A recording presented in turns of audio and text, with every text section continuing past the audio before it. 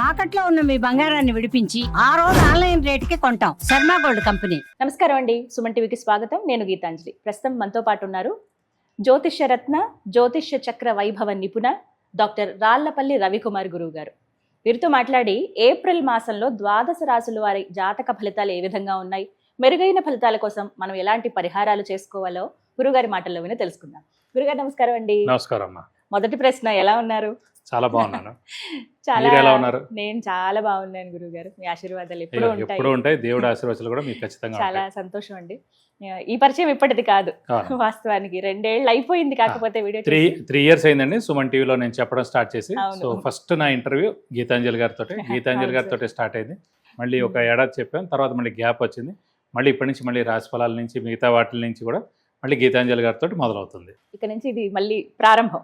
అవును. మళ్ళీ ఒక బ్రేక్ ఇచ్చుకొని మళ్ళీ స్టార్ట్ చేసినట్లుగా అనమాట. తప్పకుండా. గురుగారు, ఇక ఏప్రిల్ ప్రతి మాసం ఖచ్చితంగా ఆ కోరిక ఉంటుందండి, తెలుసుకోవాలని జాగ్రత్త పడతారు. అవును. అందులో భాగంగానే ఇలా ఈ రాశి ఫలితాలు చెప్పడం కూడా. అవును. అయితే ముందుగా గ్రహస్థితి ఏ విధంగా ఉంది ఏప్రిల్ 2026? శరదిందు సమాకారే పరబ్రహ్మ స్వరూపిణి వాసరాపీఠ నిలయే సరస్వతి నమస్తుతే. సుమన్ టీవీ ప్రేక్షకులకి నమస్కారం. ముందుగా ద్వాదశ రాశుల్లో ఏప్రిల్ నెలలో నవగ్రహాలు ఎక్కడ ఉన్నాయో తెలుసుకుందాం. ముందుగా సూర్యుడు వచ్చేసి మనకి ఏప్రిల్ 15 టు మే 15 ఫిక్స్డ్ అండి. సూర్యుడు మేషరాశిలో ఉంటాడు, ఉచ్చ స్థానంలో ఉంటాడు. సూర్యుడు అంటే తండ్రి కారకుడు, గవర్నమెంట్ కారకుడు, ఆరోగ్య కారకుడు. అలాగే ఎవరైనా ఉన్నారంటే సూర్యుడు ఏప్రిల్ 15 టు మే 15 ఎవరు పుట్టినా కూడా రవి ఉచ్చలో ఉంటారు కాబట్టి వాళ్ళకి గవర్నమెంట్ జాబ్ రావడం కానీ, అయితే వాళ్ళ నాన్నగారు గవర్నమెంట్ జాబ్లో ఉండడం కానీ, లేదంటే గవర్నమెంట్ నుంచి హెల్ప్ పొందడం కానీ ఇవన్నీ కూడా ఉంటాయి అన్నమాట. సో ఈ నెల ఎవరు పుట్టినా కూడా ఆరోగ్యరీత్యా కూడా చాలా బాగుంటుంది. నెక్స్ట్ వచ్చేసి మనకి కుజుడు వచ్చేసి మనకి మీన రాశిలో ఉంటారు ఈ నెలలు కూడా. రాహు వచ్చేసి మనకి కుంభరాశిలో ఉన్నారు. అలాగే గురువు వచ్చి మనకి మిథున రాశిలో ఉన్నారు. శని వచ్చేసి మనకి మీన రాశిలో ఉన్నారు. బుధుడు మటుకు ఈ నెల అంతా కూడా నీచ స్థానంలో ఉంటాడండి. ఎందుకంటే 10/4/2026 నుంచి బుధుడు నీచ స్థానంలోకి వస్తున్నాడు మీన రాశిలోకి. సో బుధుడు మెయిన్గా వ్యాపార కారకుడు, అలాగే మిత్రులకి కారకుడు, అలాగే క్రియేటివిటీ, ఇంటెలిజెన్స్, లాజిక్ అవన్నిటి కారకుడు, స్పెక్యులేషన్ కారకుడు, ఇవన్నిటికి కారకత్వం అనమాట. సో అతను ఈ నెలలు నీచలో ఉంటాడు కాబట్టి స్పెక్యులేషన్స్ అలాంటివన్నిటి కొంచెం జాగ్రత్తగా ఉండాలి. ఎందుకంటే స్పెక్యులేషన్ జోలికి వెళ్ళినా చాలా ప్రాబ్లం అవుతుంది, ఏ రాశి వాళ్ళైనా సరే. మీరు బుధుడు మెయిన్ కారకుడే మనకి ఇది కాబట్టి అతను నీచలో ఉంటాడు కాబట్టి ఈ నెలలు కొంచెం జాగ్రత్త. చూడండి, ఫర్ ఎగ్జాంపుల్ స్టాక్ ఎక్స్చేంజ్ చూడండి, యుద్ధ వాతావరణం ఏదైనా ఉన్నాయండి, అనవసరంగా దాని యొక్క ఇంపాక్ట్ నడుస్తున్నాను. సో 10 ఏప్రిల్ నుంచి వచ్చినప్పుడు ఇంకో 20 రోజుల పాటు ఇంకా అంటే ఏప్రిల్ నెల అంతా కూడా స్టాక్ ఎక్స్చేంజ్ పడిపోవడం అని, ఈ గోల్డ్ ధర పెరగడం లేదా తగ్గడం, మళ్ళీ సిల్వర్ ధర పెరగడం లేదా తగ్గడం, అనిశ్చితి అనేది ఉంటుంది స్టాక్ ఎక్స్చేంజ్లో. ఫైనాన్షియల్గా అన్నీ కూడా అనిశ్చితి ఉంటుందని చెప్పుకోవచ్చు. నెక్స్ట్ వచ్చేసి మనకి కేతు వచ్చేసి సింహరాశిలో ఉన్నారు. శుక్రుడు వచ్చేసి మనకి 19/4/2026 నుంచి వృషభ రాశి అంటే ఓన్ రాశి అనమాట, వృషభ రాశి, ఆ రాశిలోకి ప్రవేశిస్తాడు. ఈ నెలలు కూడా అక్కడే ఉంటాడు. ఇవి ద్వాదశ రాశుల్లో నవగ్రహాలు ఈ ఏప్రిల్ నెలలో ఈ స్థానాల్లో ఉంటాయండి. గురుగారు, వృషభ రాశి వారి జాతక ఫలితాలు ఈ ఏప్రిల్ మాసంలో ఏ విధంగా ఉండబోతున్నాయండి? తప్పకుండా అమ్మ. వృషభ రాశి అనగానే మనకి కృత్తిక 2, 3, 4 పాదాలు, రోహిణి 1, 2, 3, 4 పాదాలు, మృగశిర 1, 2 పాదాలు, ఈ నక్షత్రాల సమూహంతో మనకి వృషభ రాశిలోకి వస్తుంది. మనం ఇదివరకు కూడా చెప్పుకున్నాం, చంద్రుడు మనస్కారకుడు, బుద్ధికారకుడు. అలాంటి చంద్రుడు ఉచ్చ స్థానంలో వృషభ రాశిలో ఉంటారు కాబట్టి తల్లి అంటే ప్రాణం, తల్లి యొక్క అనుగ్రహం పరిపూర్ణంగా లైఫ్ లాంగ్ వృషభ రాశి వారికి ఎప్పుడు ఉంటుంది అన్నమాట. సో ఈ రాశి వారికి గురువు, శని, రాహుకేతు 4 కూడా 100కు 100 ఉన్నాయి. సో శ్రమకాలం ధనం వ్యర్థం కాకుండా ఉంటుంది, అవసరానికి డబ్బులు సమకూరుతాయి, రావాల్సిన బాకీలు వసూలు అవుతాయి. అలాగే షూరిటీస్ పెట్టవచ్చును, స్పెక్యులేషన్స్ కలిసి వస్తాయి. వ్యాపారస్తులకు పట్టిందల బంగారం చెప్పుకోవచ్చు, విద్యార్థులకి సువర్ణ అవకాశం చెప్పుకోవచ్చు, మంచి ర్యాంకులు సాధిస్తారు, మంచి ఉత్తీర్ణత శాతం పెరుగుతుంది, అలాగే మంచి సీట్ సంపాదిస్తారు. అది ఫారెన్ అయినా సరే ఇక్కడైనా సరే మంచి యూనివర్సిటీలో కూడా వాళ్ళకి అడ్మిషన్స్ దొరుకుతాయి ఖచ్చితంగా అని చెప్పుకోవచ్చు. అలాగే గృహిణులకి మానసిక ఒత్తిడి తగ్గుతుంది, ఇంట్లో పెద్దవాళ్ళు చిన్నపిల్లల ఆరోగ్యం కూడా చాలా బాగుంటుందని చెప్పుకోవచ్చు. ఇంకోటి ద్వితీయంలో గురువు ఉన్నాడు. ద్వితీయ స్థానం అంటే కుటుంబ స్థానం, నేత్రస్థానం, వాక్స్థానం, ధనస్థానం. సో కుటుంబం ఏర్పడుతుంది, అలాగే కుటుంబంలో ఏ ఇబ్బందులు ఉండవు, అలాగే మెయిన్గా భార్య భర్తల మధ్యన అన్యోన్యత ఉంటుంది. అలాగే వాక్స్థానం అయింది, వాక్స్థానం అంటే మన వాక్ రిలేటెడ్. సో సేమ్ మళ్ళీ మీ డబ్బింగ్ ఆర్టిస్ట్లు అవనివ్వండి, యాంకర్ అవనివ్వండి, న్యూస్ రీడర్స్ అవనండి, అలాగే మెయిన్గా టీచర్లు, ప్రొఫెసర్స్, లెక్చరర్స్, వీళ్ళందరూ కూడా అత్యద్భుతంగా ఉంటుందని చెప్పుకోవచ్చు. అలాగే వెహికల్ కొంటారు, బంగారం కూడా కొంటారు. సో మీకు అత్యద్భుతంగా ఉంటుందని చెప్పుకోవాలి వృషభ రాశి వారికి. మెయిన్ అంటే యోగకారకుడు, అదృష్టకారకుడు, లక్ ఫేవర్ చేసే గ్రహమైన శని లాభస్థానంలో కూడా ఉన్నాడు.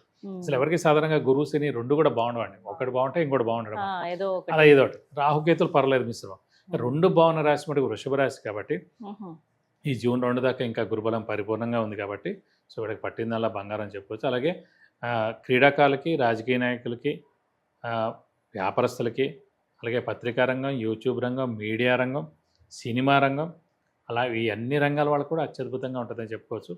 అలాగే స్నేహితుల్ని కలుస్తారు, పాత స్నేహితుల్ని, అలాగే తీర్థయాత్రలు చేస్తారు, గురువులు దర్శిస్తారు, గురువు యొక్క బ్లెస్సింగ్స్ పొందుతారు.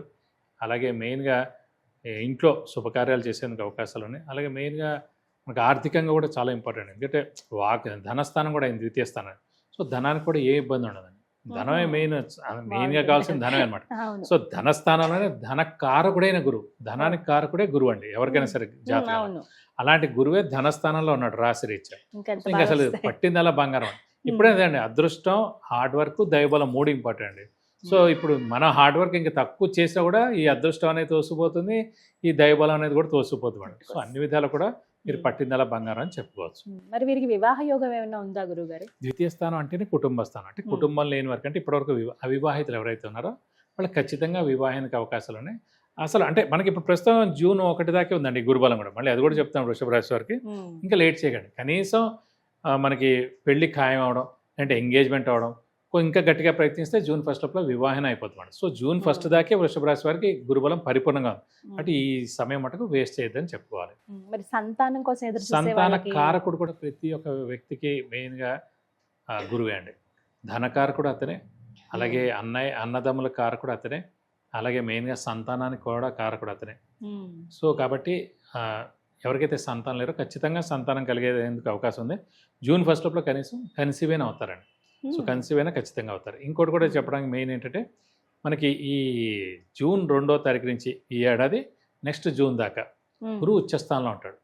సో గురువు అనేవాడు దైవబలం, దైవానుగ్రహం. మనం ఎన్ని జాతకాలు ప్రపంచంలో చెప్పినా దైవబలం కావాలి, దైవానుగ్రహం బాగుంది, గురువు సంతానం ఇస్తాడు, గురువు మంచి వివాహాన్ని ఇస్తాడు, గురువు మంచి ఆర్థికంగా బాగుపరుస్తాడు, గురువు నేమ్ అండ్ ఫేమ్ ఇస్తాడు, ఇన్ని ఇస్తాడని చెప్పుకున్నా. అసలు లాంటి గురువు ఉచ్చ స్థానంలో ఉన్నప్పుడు పుట్టితే ఇంకా బాగుంటుంది అన్నమాట. మీరు ఇప్పుడు ఎవరికైతే సంతానం లేరో వాళ్ళకి సంతానం కలిగారు అనుకోండి, ఆ గురువు ఉచ్చలో ఉంటారు.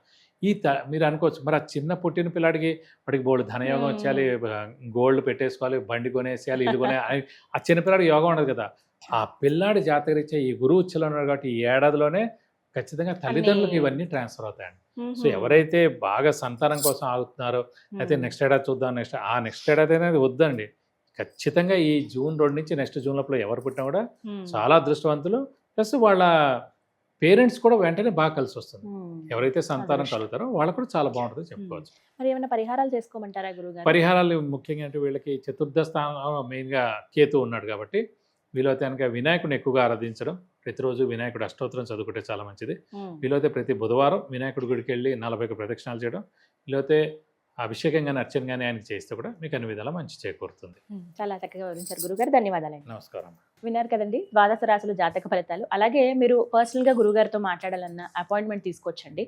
అది ఏ రకమైనటువంటి సమస్య అయినా కావచ్చు, విద్య, ఉద్యోగం, వ్యాపారం, సంతానం విషయంలో కొంతమంది వివాహ యోగం ఉందా లేదా అని తెలుసుకోవడానికి కావచ్చు, ఒకవేళ యోగం కలగాలంటే ఏం చేయాలని, విదేశీ యానాల కోసం కొంతమంది ప్రయత్నిస్తూ ఉంటారు, గృహం కోసం చూస్తారు, ఆరోగ్యపరంగా కావచ్చు, వ్యాపార పరంగా కావచ్చు. ఇలా మీకు ఏవైనా సందేహాలు ఉన్నట్లయితే గురుగారిని సంప్రదించవచ్చండి. స్క్రీన్ పైన నెంబర్ స్క్రోల్ అవుతుంది కదా, మీరు వాట్సాప్ కాల్ చేయొచ్చు, అలాగే మెసేజ్ అయినా పెట్టండి ముందుగా. మీరు ఆ తర్వాత అపాయింట్మెంట్ తీసుకుని గురువుగారిని కలవచ్చండి. ఎంతో మందికి జాతకంలో పరిహారాలు తెలియజేసి వారి ఉన్నతికి చాలా ప్రోత్సాహం అందించారు గురువు గారు. మరి మీరు కూడా ఈ విధంగా తెలుసుకోవాలనుకుంటే స్క్రీన్ మీద కనపడుతున్న నెంబర్స్కి కాల్ చేయండి. నమస్కారం.